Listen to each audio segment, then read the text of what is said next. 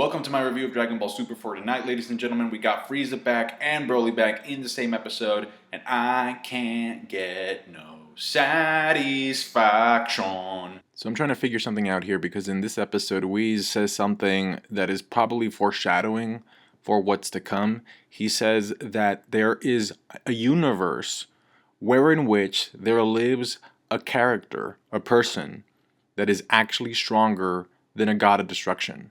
So to me, first of all, I think that he's referring to one of the universes that are not participating in the tournament, and he's actually hyping up this other character that we don't know of yet. And then Whis goes on to say the following, and this is where I get a little bit annoyed at the subs just because I don't think they make a lot of sense from a continuity standpoint. So look at this. He says, that god of destruction happens to be stronger than Beerus. But you weren't really talking about a god of destruction in the first place. You're talking about a mortal who was so strong that even a god of destruction couldn't defeat. So in the first sentence, he's talking about a mortal, and then in the second sentence, he's talking about a god of destruction that beat Beerus in an arm wrestling match. So I'm like, how does this make sense? Like, they need to really translate this better. Unless Whis meant something like, the god of destruction that is in charge of the universe wherein which lives that very strong mortal that no god of destruction can defeat, then it makes more sense. Because then he would be talking about two people. So I think that's what it is. I hope I'm right, but please let me know in the comment section. Also, do you think that the mortal that Whis was talking about was Jiren? I mean, I kind of want it to be Jiren because that hypes him up more, but at the same time, I think it'd be better for the overall story if that character that Whis is talking about belonged to one of the universes that are exempt from the tournament because their ranking is so high. So, you know, kind of a little bit of a foreshadowing there for upcoming arc, an arc after the Tournament of Power. Also, this statement by Goku kind of bothered me. I mean, it goes along with his character perfectly, but at the same time, what bothered me was the fact that nobody really calls him out on it because he's like, yeah, if Frieza betrays us, you know, Vegeta or I will take care of him. But the problem with that, though, is that you're literally, if he betrays you, you are literally adding a distraction to your team. And if you get distracted, I mean, hey man, these guys are chumping at the bit. I mean, as of right now, we know technically because of Resurrection of F that both of them can take Frieza. But if they get distracted, if either one of them gets distracted trying to handle Frieza's betrayal, and then somebody from the other versus comes in to knock them out of the platform, they can get disqualified. So I thought that needed to be addressed a little bit better, especially by Gohan, who is the team leader. But at the same time, I also like Goku's logic of, yeah, he's not going to refuse, because like, if we revive him for 24 hours, he's not going to want the universe to be erased like almost immediately after getting revived. So I do like that logic from Goku. The weakest part of the episode is definitely the Universe 4 stuff, so I'm just going to get that out of the way real quick. So Kitela, the god of destruction, the mouse from Universe 4, is basically sending spies, one spy, over to Universe 7, and he's basically giving him the updates, like the information about, yeah, they're going to revive this Frieza character from the dead.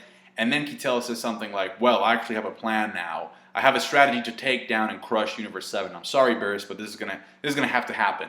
And in the preview, we see him meeting with Seadra, which to me, okay, so you know that Universe 9 and 4 form a pair. So there's obviously a connection there, but my question is, why would Kitela, if in fact these two are talking about forming an alliance, why would Kitela want an alliance with the weakest ranked universe? We know from the Xeno rankings that Universe 9 is dead last. So why would he want that alliance? Also, there's a shot of like a hologram of Frieza in that same preview. I'm kind of wondering if they're thinking about maybe getting in contact with Frieza so that he can work for them from the inside of Team 7 and then just betray everybody. Or they can also be thinking about using Frieza as like this call to action for all of the other universes to just go ham against Universe 7.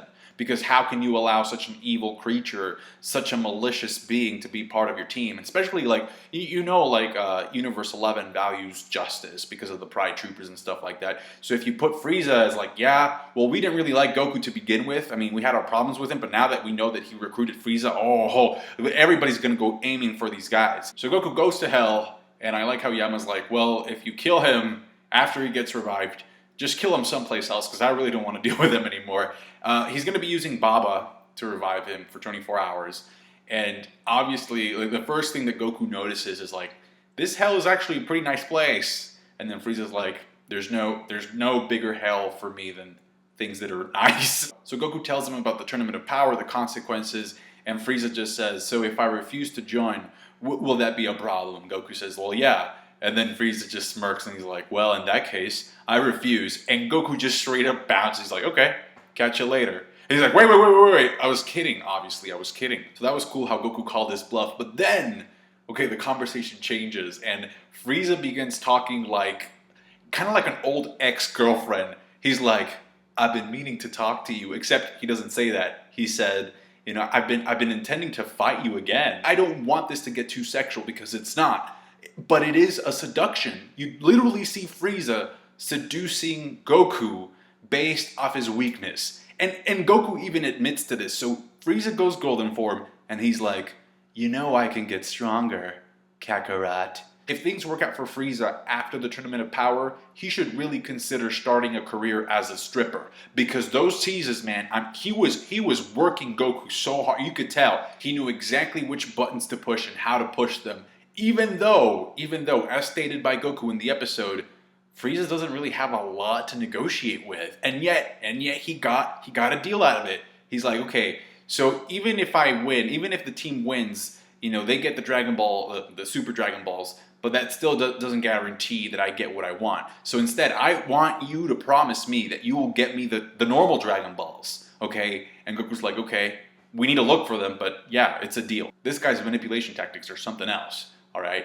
And see, so when it was announced that he would be replacing Boo in the tournament, a lot of people were speculating about the possibility of him, like, you know, maybe not turning good, but, you know, maybe not completely being this evil douchebag that he's been. I think this episode pretty much says no. Frieza is Frieza, and he'll probably stay Frieza, and I think Goku is pretty much aware of that at this point. To the point where, based off of the preview, it seems like he's sending an ambush to Earth to fight the fighters for a warm-up session, although it's Frieza, so you know there has to be more cruelty involved in it than that. Also, just a quick note, I thought the hellish type of music that played, so the apocalyptic type of music that they played when Goku was down there with Frieza was actually pretty good. It helped add to the setting.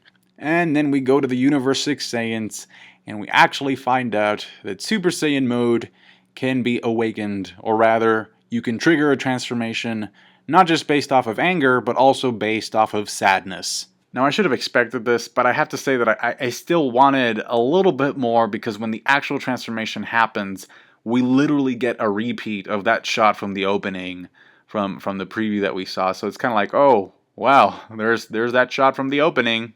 And that shot is really cool. All right, the first time I saw it, I was like, holy crap. But the problem is, I've been desensitized because I've seen it so many times. But anyway, we do get some other different shots, and some of them, actually most of them, look really cool. And let me just say that, boy, they are using Broly, like movie Broly, as a template hard. I mean, the similarities between these two are just all over the place, but visually, she just looks stunning. I'm sorry, she just does. So she goes Super Saiyan, gets on Cabba's ass, all right, and completely dominates him, no problem. There's this one part where it actually seems like they're trading blows, but if you actually slow that scene down, you'll notice that Cabba's just straight up dodging her. I mean, and that pretty much, to me, it implies that he can't actually go toe-to-toe with her in that regard. He has to dodge these enormous fists coming his way.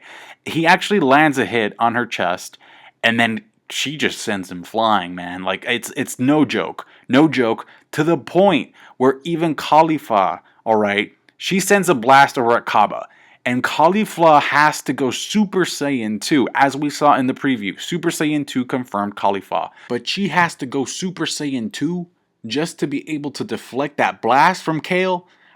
Okay, let's make the argument that maybe she was playing it safe and she's like, I don't want to risk it, so I might as well just go Super Saiyan 2. I might power up here just to be safe, okay?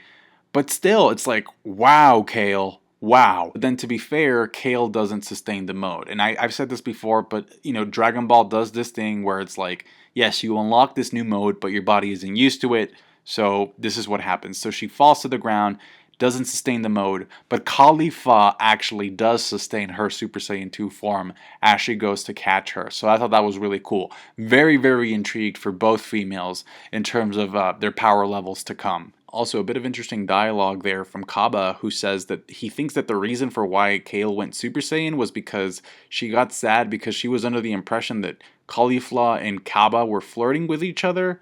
I don't know about that. It was just kind of weird, okay? And then Caulifla just says, Kale, don't worry. I would never fall for somebody like Cabba. The only thing that I got from that exchange was that Cabba possibly has a crush on Caulifla. But I don't know. Like, what do you think? What did you think about that dialogue? This episode was really good. Like the video if you did. Subscribe to my channel for more Dragon Ball Super reviews every Saturday night. Comment down below what did you think about this episode in which Broly and Frieza make their return, even though it's female Broly. But let me know in the comment section. Thank you so much for watching. Catch you guys later. Bye.